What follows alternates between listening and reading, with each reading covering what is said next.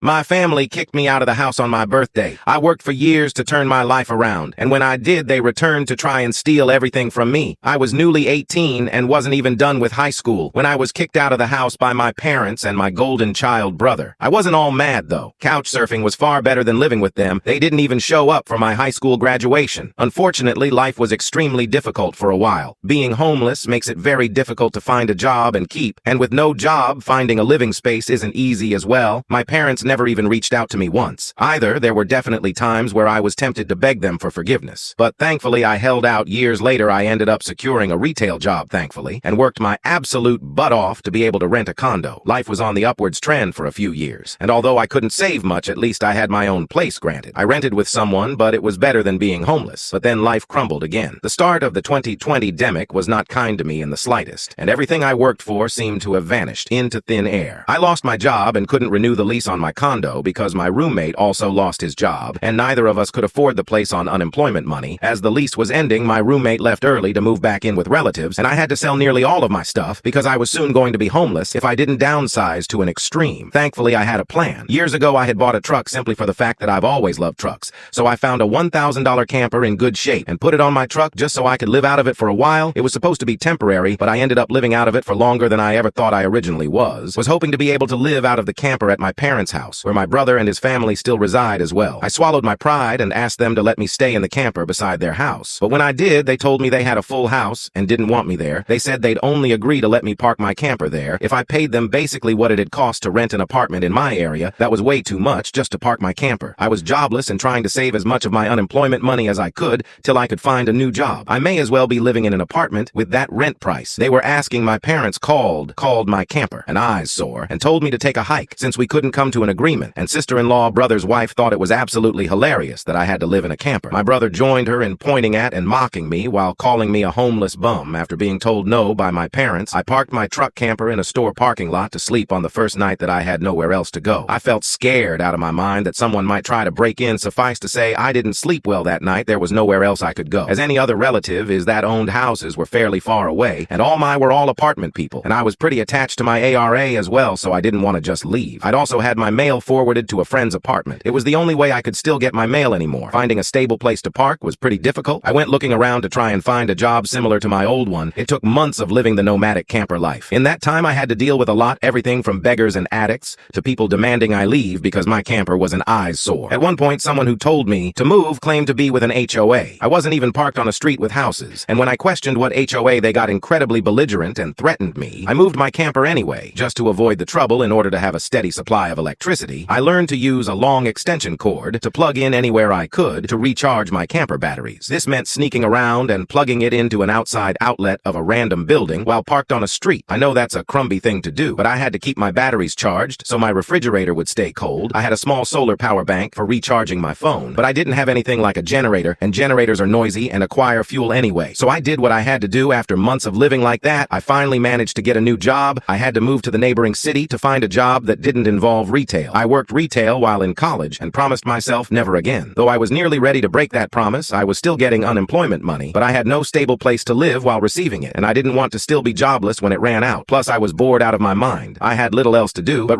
watch movies on a small portable DVD player, use my phone or laptop, and keep note of where I could park and what local public bathrooms I could use. I kind of envy that the Japanese have public bathhouses. We could really use stuff like that over here. When I finally landed a new job, I practically lived in the back lot of the building by the warehouse in old employee parking spaces. Literally no one else seemed to bother using because they were so far in the back that the area was borderline forgotten. My boss company owner actually liked this arrangement because I was willingly available to take any shift I could get. So long as I had enough sleep, he even let me take the camper off my truck and set it up in one of the spaces so I could drive around without it. Not exactly sure if this was legal, but no one bothered us about it the entire time. I lived back there. I didn't have to deal with many trespassers. There were a few, but the security guards escorted them out. I was pretty much on call almost all the time when they needed me and was working virtually every day of the week. My boss let me plug my camper into the building for power and water, and I paid a small amount of rent by working for free on Sundays when no one else was in the office but the janitor and security guard. Beyond that, I usually had to shower at a friend's apartment or at my local gym, as the camper didn't have a 2 in it and only a portable toilet, and I didn't want to fill it because emptying it is a nasty chore. So I used other bathrooms as often as I could. I had a key to the warehouse and could go in to use the bathroom there at any hour. I was even on a first-name basis with the night security guard. He's since become one of my closest friends. The camper camper was easy to heat in the winter with a small electric heater. Summers were not fun though, the camper didn't have AC, so I had to get a USD portable air conditioner just to make it bearable. I made a lot of overtime pay and hands-on learned some new skills from other employees. Midway into this year, I landed a better position in the company as a supervisor and started making a better salary than my old job. That's when I decided I wanted a house. The scare I'd gotten from losing my condo made me realize I needed something much more stable for the long term. I looked around for something close to my work and just 2 mil away found a 3-bedroom manufactured home on a small property, but I managed to get it for $10K less than the asking price. Somehow, I used nearly my entire savings for a down payment and got approved for a home loan. I finally didn't have to live in a camper anymore. There was enough space for me to back my truck in behind the house to take the camper off to set it up in the backyard, so I put it there as its own little building, just in case I want to use it again when I was fully settled in the house. I was dumb enough to brag about it on my book of faces. My family saw the post. And that's where this crap really starts after a few weeks. My parents and brother, along with his family, came to visit completely unannounced to have a tour of my home. I didn't even give them my address, so how they found out where I live, I still don't know. None of my friends have fessed up, and no prior family members visited me before that, so I wonder if they stalked me at work and followed me home or something. It really wouldn't surprise me. Once I opened the door, they practically all shoved their way in like rambunctious tourists, and just started making themselves at home. They all kept poking around, and sister-in-law had this creepy smirk that she was repeatedly flashing me. It was only later that I figured out why my family had visited me completely out of the blue, and their reason made me madder than a bull on steroids that just got stung by a hornet. You see, my parents were constantly talking about how I've got so much extra space now, and it's too much for someone like me who has no wife or kids, and my brother kept remarking about how there was more space than our parents' house, and my house was closer to his job too. Red flags all around. I know eventually my brother asked me to speak privately. Everyone else suddenly left the room and piled out onto the front porch. That's what finally made me realize they'd planned something. My brother, let's call him Dan, said the house was too much for me alone, and I should let him move in with his family because his wife is pregnant with kid number 4, and my house is much closer to his job. He pointed out that I already have the camper, so I could just live in that outside while they live in the main house. And I'd like to point out that Dan never once spoke of offering rent. Mind you, he's got a good job. He also started talking about how there would be changes and even curfews and that I couldn't just walk in at any time without prior notice. If it weren't my brother, I'd think the person I was talking to had lost their mind. But Dan lost his marbles long ago, thanks to our parents treating him like he was the center of the world. I tried to speak, but he kept talking over me, as if I had no say in the matter. There was no way in hell I'd rent my house or parts of my house to him. Other people maybe just so I can pay the mortgage off more easily, but certainly not him or his nasty wife. I've heard of this exact kind of situation in videos online many times and never once did. I think I'd actually live it because I thought it so ludicrous, but my parents' brother and sister-in-law do all fit the bill for a bunch of narcissistic entitled crazies, so I picked up my phone and set it to start recording, then just held on to it. Dan didn't even seem to care or notice that I'd done this and just sat there with his arms waving around while talking about all the reasons of why he needed my house, then went from saying that to acting like it was a done deal and trying to reach out his hand to shake mine. That's when I finally showed my backbone and said, "Hell no!" And I said it loud enough that Dan stumbled backward for a second. I'd rarely ever raised my voice to him on that level because I was punished by our parents whenever I did, but this was my house, not theirs. My spine can be as shiny as it wants here. I stood up and then told him that my house was not up for grabs, and acting like I'll let him move in just because they want it won't make it happen. I bought my house for me, and it's not my fault he keeps having more kids and has to keep living with our parents because he can't afford to move out. Dan got as physically close to me as he could without actually touching me and said that I didn't deserve the house and he needed a better place for his family to live. I laughed back in his face and said that was total bullcrap because I worked hard to be able to buy my house. Of course I deserved it. Dan started yelling that I have no wife or kids and I don't need all the space, so I may as well give it to him. I said I'm not giving him anything and he never even offered to pay me rent. If I let him move in, I'd still be covering the entire mortgage on my own house without even being able to live in my own house. Then Dan told me that he shouldn't have to pay rent because his family comes first, and our parents said I was going to do this and that. I yelled as if their word was law or something, and told Dan that they did not have the right or power to give my house to him. Then, WR1Q, my parents and sister-in-law barged back in through the front door and surrounded me to try and force me to agree. There was a lot of fighting, but to sum it up from this point on, I heard the line "just do it for Dan" way more times than I can remember in the fight. I told them all, they don't have a say in my life before my house, and to get out before I called the cops. Sister-in-law screamed the loudest at me about how she was pregnant again, and I can't do this to her. I said I did nothing to her. She just assumed she could take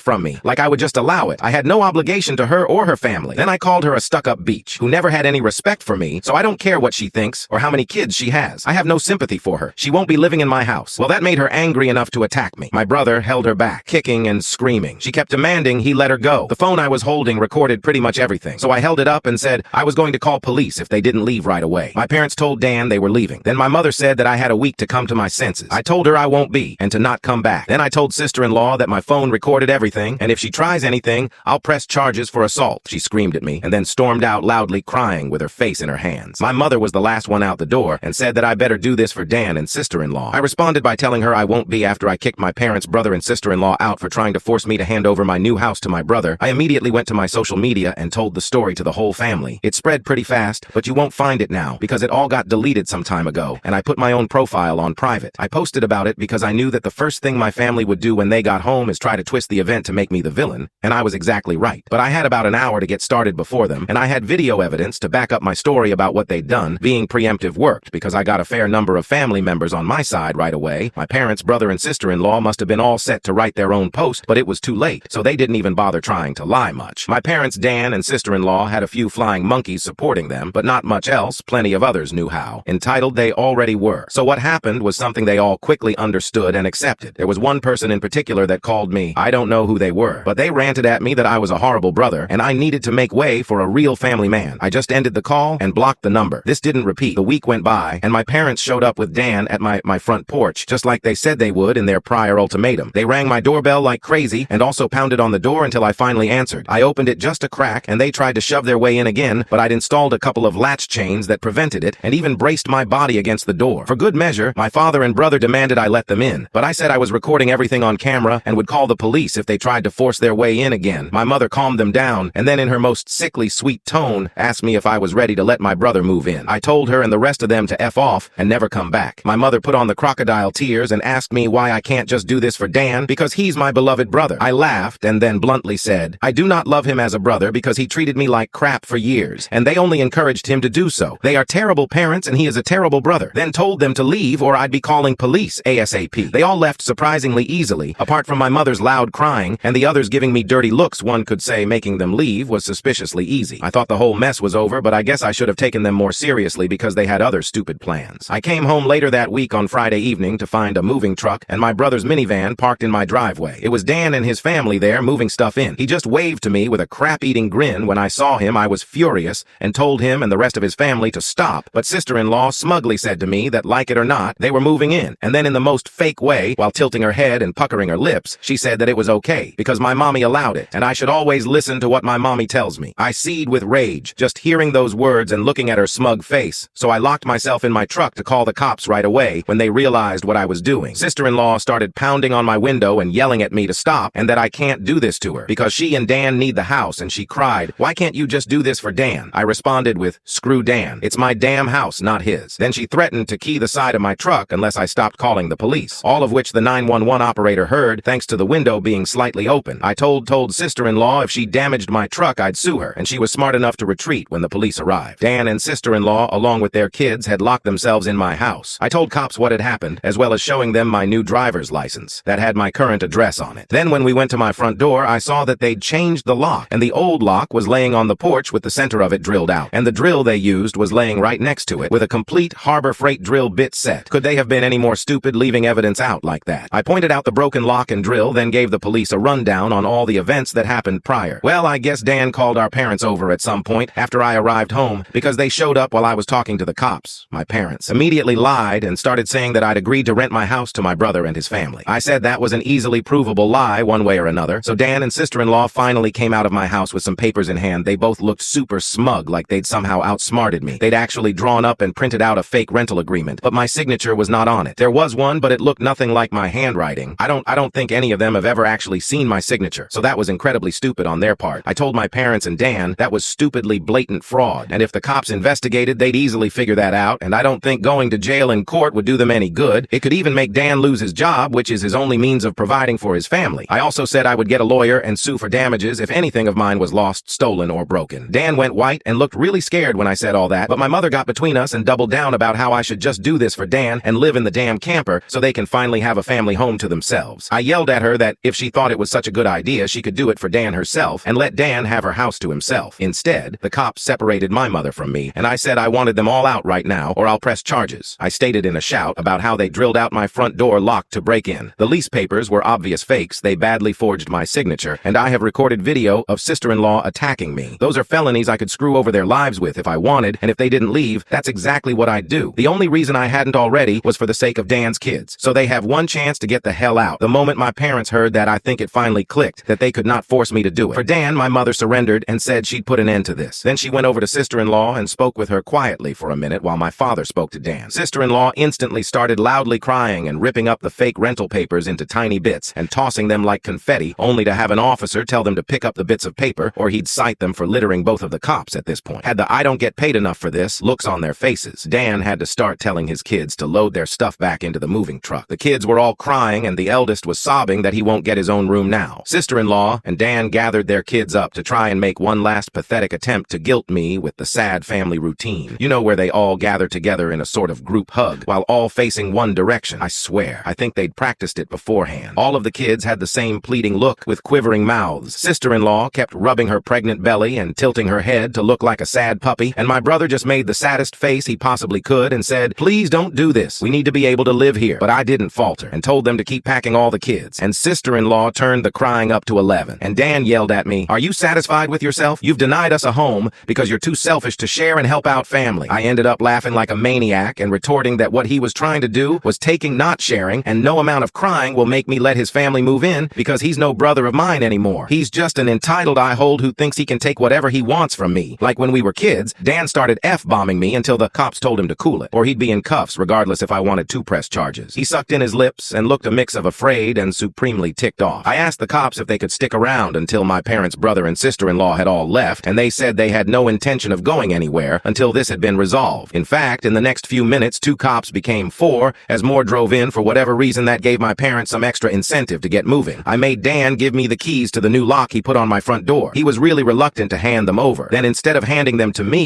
he actually threw them down the street and into a storm drain while saying to go get them myself. But one of the cops scolded him for that and made him go get them. He had to pull the grate off just to get at them, and he got pretty dirty in the process when he got the keys back. He just grumbled, then slammed them down into my hand. I then told them all to leave and never come back. My mother said I'd be disowned for this, as if that were some kind of threat to me, and I voiced that to them. Then in an overly sarcastically, I said something along the line of, "Oh no, that means I won't get to come to any holidays with you guys, where I always get treated like crap by you all anyway, because Dan has always been your obvious favorite. You treated all me so badly when I was growing up that if Dan ever needs an organ donor, I'd show up to the hospital to laugh at him. So do like you always told me to do when I was mistreated by all of you and suck it up." My parents were floored after I said all of that, and the quartet of cops were looking pretty judgmental at them as well. I tell you, if you want to put nasty parents like mine on the spot, confront them in front of cops, because they'll likely not try anything really stupid. Then my mother just started crying and walking away. My father just stood there, looking like he wanted to lay hands on me, and Dan just held his kids in defeat. Oh, and sister-in-law was off having a tantrum in my front lawn. Soon enough, they all formed a line handing out boxes and got their stuff out of my house. Nothing had been unpacked yet, so it all was taken out pretty quickly, but while doing it, my mother kept saying it wasn't too late, and I could still do it for Dan several times. Each time trying to bargain more and more to try to make me change my mind. She said that Dan could pay me rent if I let them stay, and when that didn't work, she said I could move back in with them to let Dan rent my house, so I wouldn't have to share the building. I told her to shut up and keep packing boxes, because I don't want Dan or his family around. I don't want his money, and I certainly don't want to live with him or my parents ever again, after the way they treated me when I was a kid. Making a deal with my parents would be like making a deal with the devil. To me, sister-in-law ended up having another tantrum after hearing that and threw a box down, then sat on the ground to have a pity party, because she didn't want to go back to sharing a house with my parents, and she just sat looking angry, sad there until everyone else was finished. She didn't even want to get up when it was time to leave. They finally got everything out of the house and into the truck. So before they left, I laid in my parents one last time about all of the crap they put me through growing up, and with 4 cops being right there, they couldn't do much other than stand there and take it for once. I called them out on so many things that happened, and even pointed out how they couldn't just do something nice for me, like letting me stay over with my camper when I was homeless and trying to get back on my feet. How they let Dan and sister-in-law ridicule me and call me a bum. Well, who's the bum? Now, they wanted to kick me out of my own house so Dan could stay in it free of charge, yet when I needed a place to go, they wanted to gouge me for more than I could afford. Just to park my camper when they knew I was out of the job, there were more extremely judgmental stares from the cops when I said all of that. So I put my parents on the spot one more time and asked them what I ever did, other than being born to deserve being treated so badly, because when I finally have a bit of success in life, they want to snatch it away from me for their favorite child, since they'd rather I give everything to Dan and have nothing for myself. I bought my house using the money that I earned. I owed them nothing, and I won't be asking anything from them ever again, because clearly I will never be anything more than a doormat or a cash cow in their eyes. I got no answers from them. They just stood there looking like fish out of water. So I continued ranting and asked them what in God's name made them think they were such good parents after all of that. My father was beet red, but more from embarrassment than anger this time, and my mother was crying that she was a horrible person. person. I bluntly agreed that she is a horrible person. They all are. And I bet they'll go to hell for it too. They were crappy people, and they all knew it. But if I'd called them out on all this stuff in private instead of in public, they'd just get mad at me and still act like I'm in the wrong. They just kept up the denial for so long that it became a part of who they are. My mother buried her face in my father's jacket to cry, and my father looked more defeated than I've ever seen him. Dan and his family avoided me entirely as they finished putting everything back in the moving truck. I made sure nothing of mine was stolen, not that I'd had a chance to get much furniture. Yet they all got back in their vehicles, and sister-in-law just stood staring at me with malice until my brother finally got her to drive the minivan home. And as soon as they were all gone, I got back online again and spilled the beans on what happened. My parents were too embarrassed to even try and defend their actions this time. And while the family was somewhat split before this incident, it was now a landslide in my favor. Nearly all of the family has sided with me after this incident, and those who haven't simply aren't siding with anybody. No matter how much my parents previously tried the "we did it for Dan" line, no one listened anymore. So any remaining familial support they had is now gone. Many in the family who I expected wouldn't side with me did. That includes the former Flying Monkeys, so I guess they finally had enough around that time. I offered to host half the family next Christmas Eve in my new house. My parents were not invited. I wasn't blocked on my brother and sister-in-law's profile, surprisingly, and I saw sister-in-law had her fourth baby in early November. They are still living with my parents. I'm pretty sure they knew I was watching because sister-in-law kept making passive-aggressive posts every couple of weeks or so about not having enough space while living with my parents, probably to see if she can still guilt me, and I'm sure it's driving my mother and father up the wall because they aren't getting any peace and quiet in their old age with 3 young kids, a mentally unstable sister-in-law, my golden child brother, and a newborn baby in the house all at once. Perhaps they could move into a camper in their own backyard and let Dan take over their house completely. They might get some peace. Then yeah, they could do that for Dan.